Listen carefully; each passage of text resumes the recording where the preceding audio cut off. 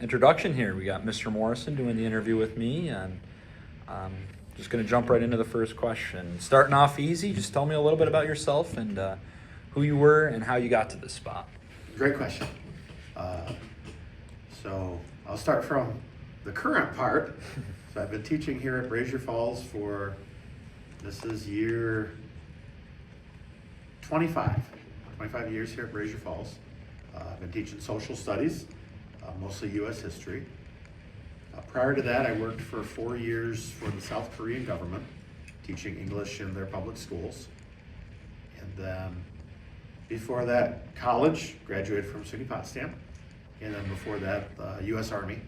I was in the Army for 4 years as a linguist and an interrogator. And so, as far as becoming a teacher, it was always sort of a dream, but it was one of those dreams that as a kid in high school, I always wanted to do, but I didn't think I could. I could have done better in school, but I didn't. And so when I graduated at a decent level, but not enough to get scholarships or any money for college. And so going through the military and working up, eventually I realized I could become a teacher. And then once I got into it, I realized this was my dream. This is what I wanted to do. Awesome. Yeah. Awesome. That is very awesome. I did not know a lot of those things about you, Nice. but it's cool to learn about. I knew you when I was 15, 16 Yeah, years a few old. I mean, years I knew ago. about you before that, but what was Mr. Morrison like before all that? Before they were a teacher in school, what were things you liked to did or do? What were things you enjoyed? Yeah, a lot of similarities to today. As a kid, I liked history. I liked to read. I liked being in school. School was fun. I had friends. And in my free time, I tinkered with motorcycles and tinkered with the martial arts. And then, however many years later, I still ride motorcycles and I still teach martial arts. I teach over in Potsdam.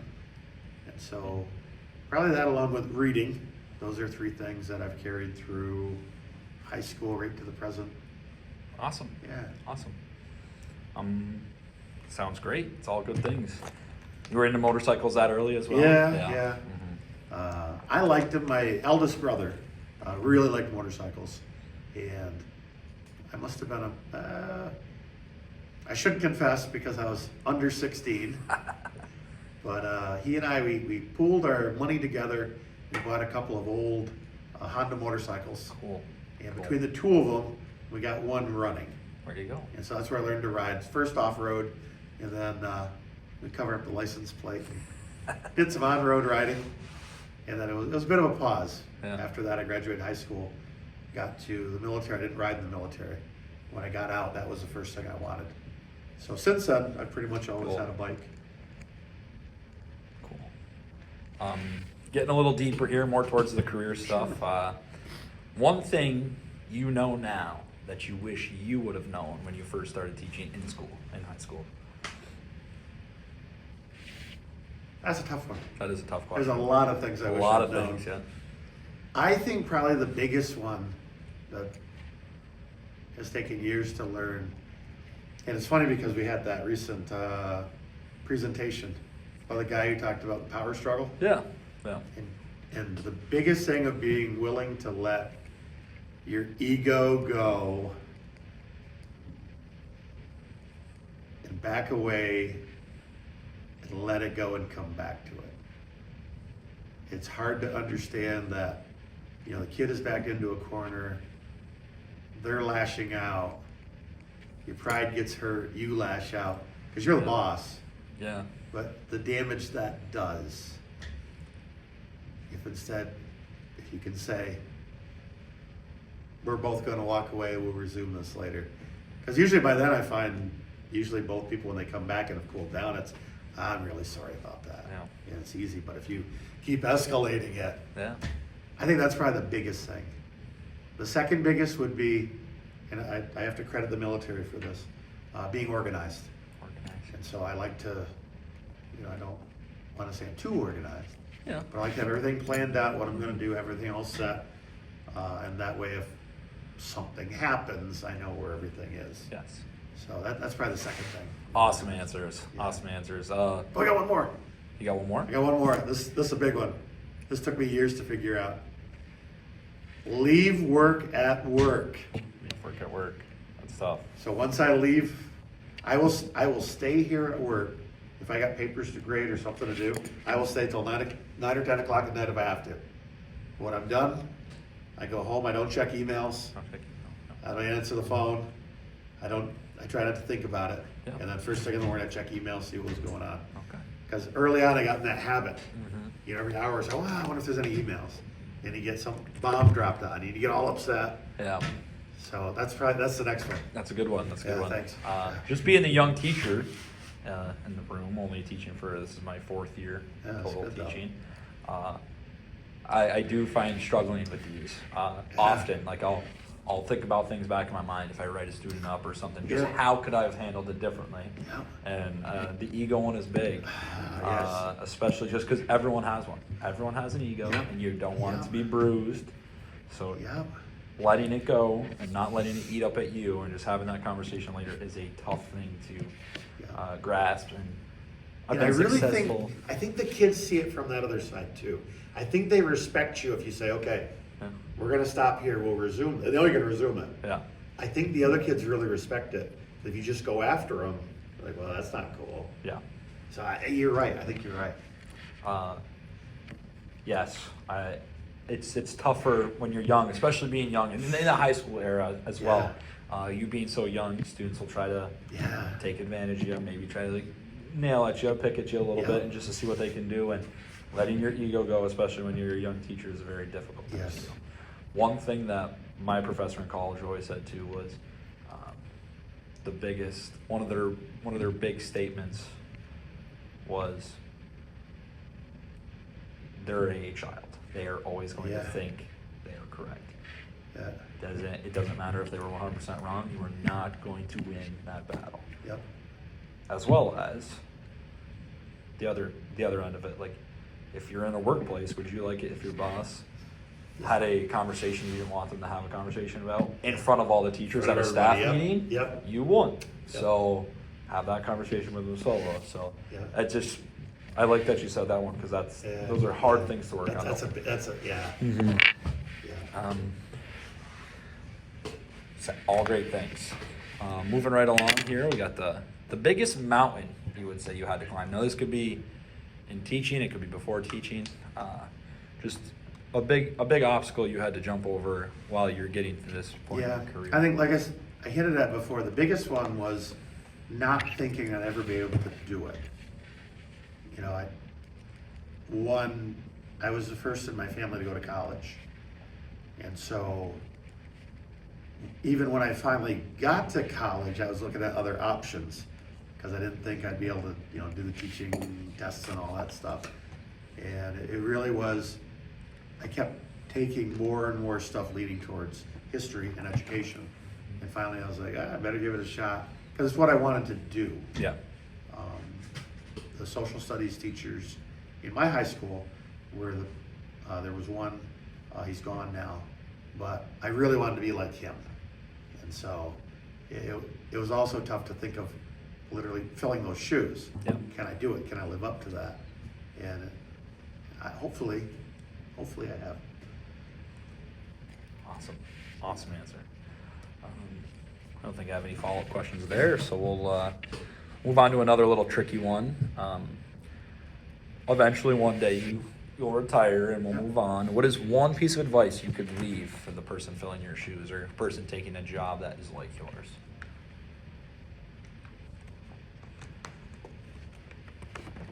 I have to give a couple pieces, I guess. Absolutely. The first one is you gotta enjoy your job. Or with students, at least pretend you're enjoying it. And then hopefully you'll still enjoy it. Because if you're just miserable, this job will kill you. So enjoy your job. Like I said, the ego thing, work on that.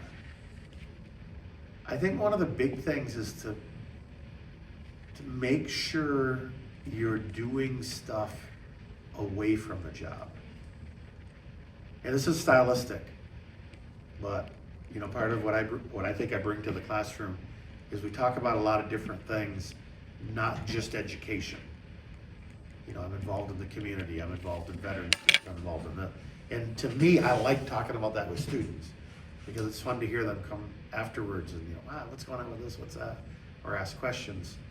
And so I think sometimes, as strange as it sounds, to be a better teacher, you gotta be more involved outside of teaching. And some people do it through sports and coaching and stuff, which you know, that's awesome. Yeah. That connection. But there's other ways to do it too. Yeah. But I think you need that, you know. Yep. And then the other last thing I would say is work on your organization. Plan ahead. Plan ahead. You can never organize too much. But, yeah. Perfect. Yeah, I think the only thing I want to talk about there is, like you're saying, the outside the job thing. Yeah. I didn't have a professor necessarily say, but you have to do your observation hours and Yeah, go out yeah. into the workforce while you're in school. Okay? Yeah. And even being a college student and learning how to be a teacher, Yep. one of my SBTE guys who was teaching and I was learning under him, Mhm. it was in the springtime, and it was our first placement right out of COVID. We got to go Yeah. back into the world. Oh, wow. Got to go back into school, and things were going great and things like that. But he invited me to play golf with him and his family on the Yeah. weekends. I had dinner at their house several times. Yes. And it just made that whole process Yeah. so much better. Yes. I I- wanted yeah. to be in there the next day. I was asking my professor, hey, like, we have class, but he's offering for me to do this. Like, can I go Yeah. do it? It was just, it made that process and that learning Yes. so much better. Yeah, absolutely. And I had a lot of fun. I still will call him Yeah, oh, that's cool. every other Yeah. week just to say, hey, like, this is, That's I'll run great. something by him or ask him a question. Sometimes he just calls me and things like that. So And it's cool too when you run into kids outside of the classroom. yeah, And instead of it just being awkward, yeah, so when you can get into where you are. yep, Like I usually go every year to the powwow. And I've got, you know, some of the native kids be at the powwow. And they're always surprised, oh, what are you doing here? Oh, I come here to watch competition. yeah. And then talk about it. You know, and some, usually run into kids at the county fair. County fair. Or you see them out fishing. So you Fishing. stop, hey, you know, Yeah. what's catching? To me, it just makes that connection. Because once you connect outside, well, you know, then In you know, here is so much they'll do easier. anything for you. Yeah, Yeah, you know, because now it's real. it's awesome. Yeah. It's awesome when you have that connection. It's Even just running into them in Walmart. Yeah, and take the time to talk. yeah. You know, it doesn't have to be long. You know, the problem I have is, and here's advice to remind your students that as they grow up, when they run into you years from now, tell me your name. Yeah. I remember your face, Uh-huh. but names, Yeah. yeah, that's fun. Awesome. We just have the one question left, which I picked all these questions, but Good questions. I'm early in my career, and so the motivation is still kind of there for me. I like to. Motivation's easy for me. I like this. I'm still growing. I still have so much to learn about. So I'm brand new. Yeah. But to go the distance. Yep. What is one tip you would have for motivation for a long-term career? And it doesn't have to be just teaching, but in general, a Yeah, long-term yeah. career. Like I said, I think the biggest thing is have a life outside of school. Because they both complement each other. I think that's really the biggest. Because if you just get all wrapped up in school, then you have a string of bad experiences, you're done. Yeah. Whereas I can say, well, okay, that week didn't go well, but now I gotta go and I gotta do this, I gotta do this, I gotta do that. I can come back and take this. That's probably the biggest The biggest advice. piece. Yeah. Okay. And I'm hoping 2 more years to retire. There you go. I'm looking forward to it, but I always tell people, it's a good gig, you know. And part of it too is, especially if you've done anything else, you know, because sometimes, you know, I got, you know, high school kids, and they'll complain about being at school and whatnot. Yeah. And sometimes I'll say things like, well, you know, it's warm and dry, a lot less work than a hay mow. You always get a couple kids who are like, I'm like, I like where I am. Yeah. You know, I come to work clean, I go home clean. we talked last night to our hockey team there. We said we have a lot of, not a lot of cushy jobs, but a lot of jobs that are not hard. Yeah. And when kids are like, what do you mean not hard? Every job's kind of hard. Yes, every job has its challenges. Every job has, you got to do this, this, and this, and this. But there's a difference between sitting at a computer and texting and typing all day than to, oh, I got to go fix a main water break Yes. in negative 7-degree weather. Yeah. And because half the town doesn't have water. That's now. right. So you have to be able to have that work ethic. Even when it's -7, I'm That's still going to right. go do my job. That's right. But be able to get yourself somewhere where you get to be warm and dry. as well. 100% agree. So we talked about the work ethic there. Yeah. Uh, And you know, a lot of it too, and I try to tell my students, is, and that goes back to the, at least pretend you're having a good time. yeah. Because I think the people around you pick up on that. So I always try to make a point when I'm walking the hall to greet people, say, hey, what's going on? Try to be smiling, talk to my kids, just because, you know, you probably run into the people, and you're like, hey, how's it going? I'm like, You're like, okay, I don't want to hang out with him. He's just grumpy. Yeah. You know, just that, Mhm. I think that's part of it too, is to build a positive attitude. And there's little ways, you know, sometimes we have stupid ways to do it. Like I like in good weather, I ride the bike to work. So I look Yeah. forward to going to work, I get to ride in. Yeah. Sometimes we tease with some of the older kids. We had an ongoing joke about throat punch Tuesday. Because for some reason, it seemed every Tuesday some of the kids are coming in all frustrated. So we nominated Tuesday to be throat punch Tuesday. There you go. And we never did it. No. But I thought it was funny because Yeah, it's someone funny. come in, they sit down and like, let's throat punch Tuesday. Like, good. You're not acting on it. No. It's just stupid stuff. Yeah. Little You know? things. Little Yeah. things. Yeah, it just makes Well. it fun. And the kids like my stickers. So they'll bring stickers in. You got all these stickers all over the place.